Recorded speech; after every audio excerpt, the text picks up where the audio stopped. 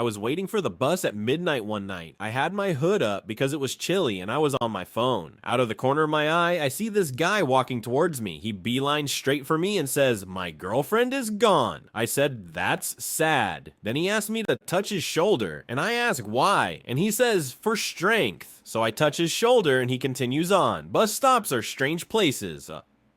I asked for double tomatoes on my Subway sandwich. Kid working there lays down the usual 4 slices, looks at it for a moment, then squeezes one more on the end before reaching for the top bread. I said, "I actually wanted double tomatoes, please."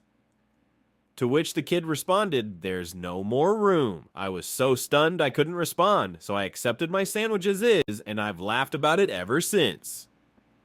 I had a purchase at a fast food shop, think it was $15.25. I gave them $20.25 and asked for $5 as change. They called a supervisor thinking I was trying to scam them. Asterisk sigh.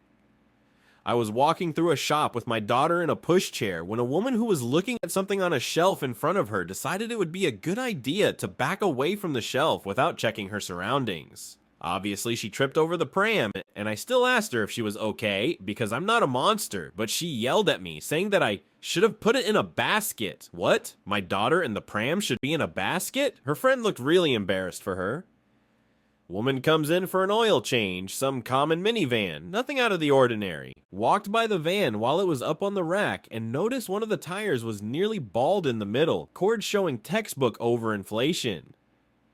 I checked the tire pressure, was well overinflated, then looked around the vehicle. 2 more tires were in exactly the same state, overinflated and showing damage from it. The 4th was a bit underinflated, no glaringly obvious tread wear. Pointed it out to the customer when she came back, asked if there's any reason 3 tires would be overinflated. Long story short, she was occasionally seeing a low tire light on the dash. No indication of which tire, just low tire. Told her husband, and he just aired up all 4 tires. Happened again, fixed the same way, rinse and repeat. So over time, they kept the tire with the leak going, but managed to ruin the other 3. Buy a tire pressure gauge if your car doesn't give you per tire pressure readings. Had a 30-year-old customer put the car air freshener duct taped outside the exhaust, kind of just dangling in front of the opening. His logic was that it makes the exhaust smell better for pedestrians. Years back, I used to work as an administrative assistant for the sales department of a certain automotive supplier. One guy in our department, Jeff, was really obnoxious, always insulting other people, bellowed when he talked, all that. He was also extremely paranoid. I think he knew that the boss thought he was annoying, so he was always worried about finally getting the boot, or his sales numbers not holding up, whatever. One day, I decided to take advantage of his paranoia. Right before lunch, I took his employee folder out of my boss's filing cabinet and left it on my desk. I put it under some other papers, so it wasn't front and center, but definitely noticeable. That afternoon, Jeff quietly asked me if the boss wanted to see him for anything. I shrugged. He wasn't supposed to go through anything on my desk, so he couldn't really say more. Instead, he just stayed quiet for some weeks after that. Not sorry. I was in the supermarket and overheard a woman being very rude to a clerk stocking shelves, so I quietly started following the woman. Not so close that she'd catch on, but I just kept an eye on what aisle she was in and then subtly made my way toward her several times. Then, every time she turned her back on her basket, I sneaked something out of it and put it in my basket. I saw her check out, so I don't think she noticed, but I hope she had a good day without her shampoo, bacon, trash bags, hair color, and mayonnaise. The guy next door to me always clears his snow with a snowblower, never caring where the snow ends up. The guy on the other side of his house, and I have asked him to please be more careful about blowing snow onto our driveways and walkways, to no avail. One day last winter, he went out with his snowblower and sure enough blew the snow onto our properties and into the street. That was bad enough, but you're not supposed to blow snow into the street in our city since it blocks drains and can obstruct people's view. So once he had left, I went out with my snowblower and started to blow it all back onto his driveway. Soon enough, a few other neighbors joined me. Within an hour, his property was covered in several feet of snow. We made sure the sidewalk was clear, but no way could this guy even turn it into his driveway. Another neighbor then used his shovel to tamp it all down, making it nice and compact. Later that night, we were all standing at our windows, watching the dumbass struggle to clear it. Took him hours. He never blew snow onto our properties or in the street again. I was living with my boyfriend and caught him cheating. Rather than confront him, I made arrangements to leave while he was at work and go live with a friend while looking for my own place. I didn't want to damage anything or take any big ticket items that might end up with a police report, so instead I took one piece out of every unfinished Star Wars Lego set he had. All 18 of them. Try batting the Death Star now, loser. I was working at a bar downtown, and I stepped into the alley to smoke. I'll preface and say this was all during some festival happening. As I'm smoking, a girl falls out of a porta potty and lands face first unconscious, so I immediately call 911. The operator says, see if she's conscious, but don't try to move her. She might become irate. Just nudge her with your foot and try to see if she reacts, but try and keep a distance. So I walk up and nudge her with my foot and say, hey, are you breathing?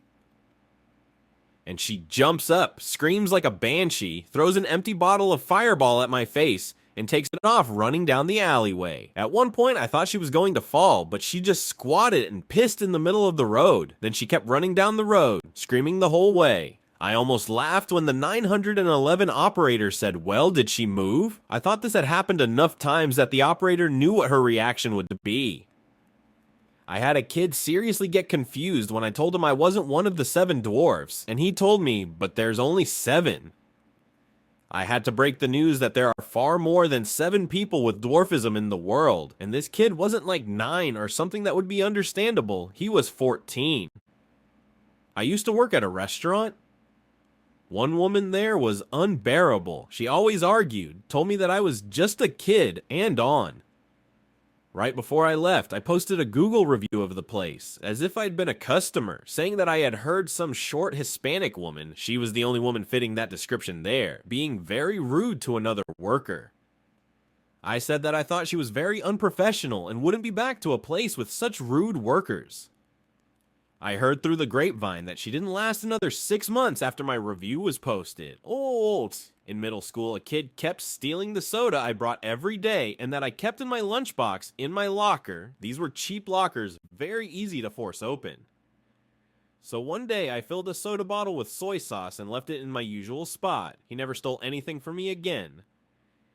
When I was at a check-in desk for a hotel in Mexico, an American woman used the ATM in the lobby to get some cash and was distraught that it didn't dispense real money, it dispensed pesos. She angrily came back to the check-in desk and accused them of running a shady operation and started spewing all sorts of threats. The guy at the desk only spoke conversational/relevant business English, so I jumped in. She was absolutely baffled by the concept that the whole world didn't just use US dollars.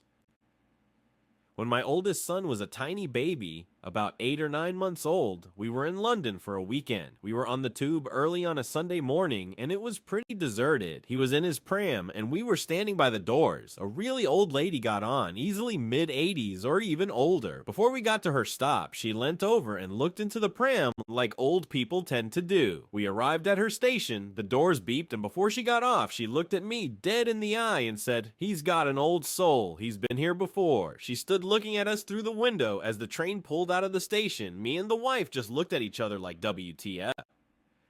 The next Friday, several dozen freshman kids hurled themselves at upperclassmen while in the hallways. We all yelled, "Fight! Fight!" for dramatic effect. Naturally, we were all sent to the principal's office and threatened with suspension. The upperclassmen protested, but the freshman kids insisted they all be suspended or no one get suspended. There were at least 25 of us in the office. I think the principal realized we might do it again, so we all got suspended that time, but the rule was revoked soon after.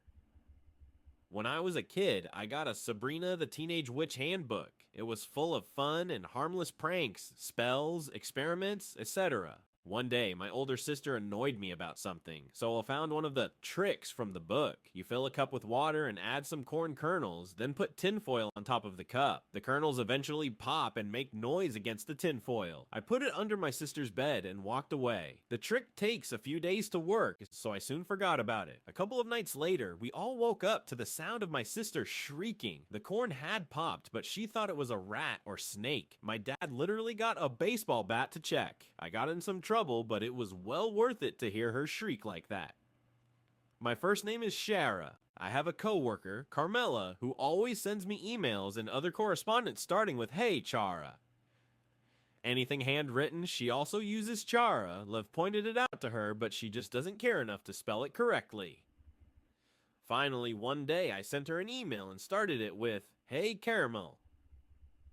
She sent it back with a correction, and I responded, "Yeah, since we're talking about that, my name is actually Shara, with a she, not Chara with a ch, thanks."